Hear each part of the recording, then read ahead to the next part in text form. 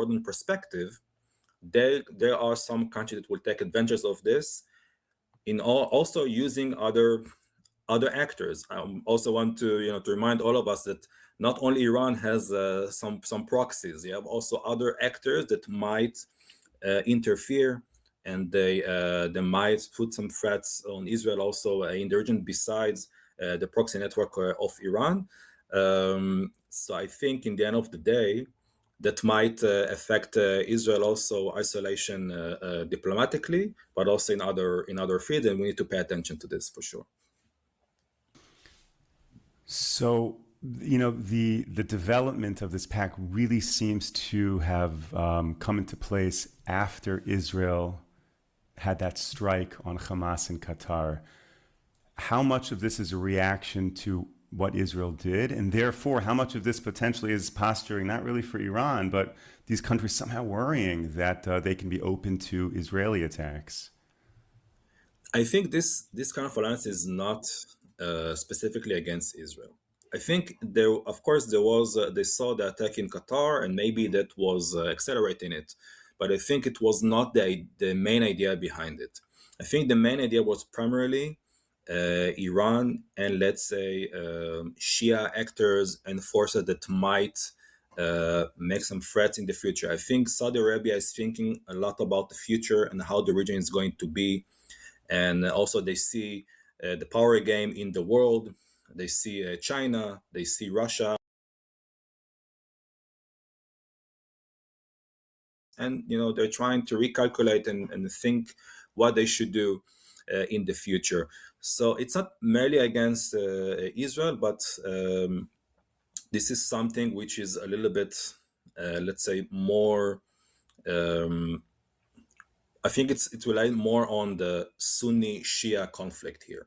And I think it's a more of the Islamic force that might affect this, because I think Saudi Arabia is also see what Iran is doing, for example, with the Houthis and what's going on in Yemen. And this is something which is ongoing.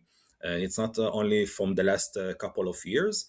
And I think this was the main idea of this kind of pacts. Of course, if they can also, it can also shift the relations with or any kind of countering Israel as well, and if they can also weaken Israel as well, so it's a part of it. But I don't think was the main goal.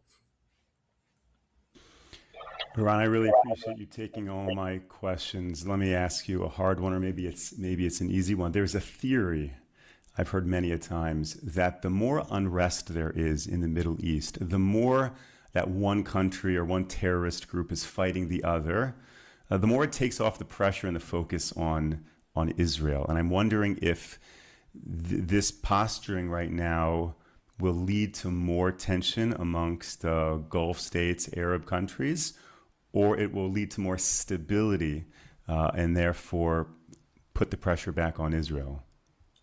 I think it will. I think it's part of the goal to create more stability among these kind of countries.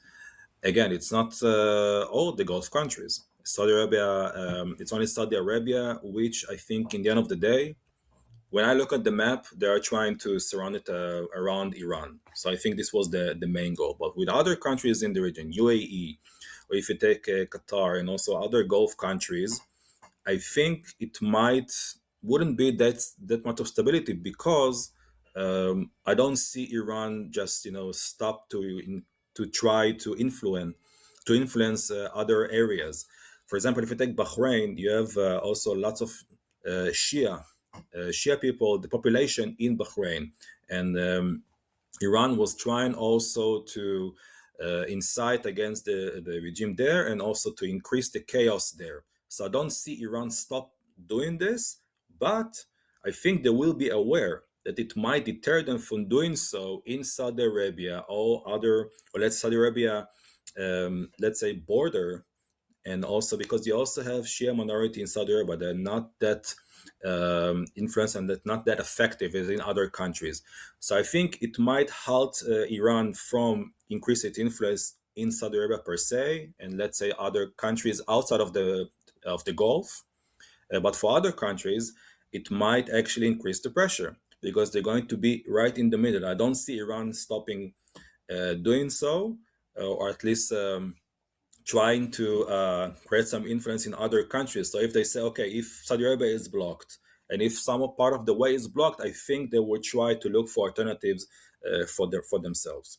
And it might be also in different in other countries. Not to mention, I mentioned UAE.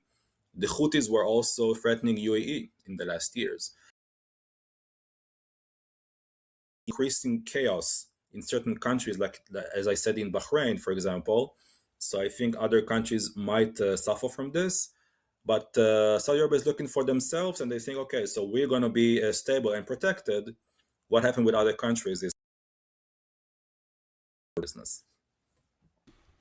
Eran Lahav from the David Institute, Middle East Desk. Thank you so much for sharing all of this. Thank you for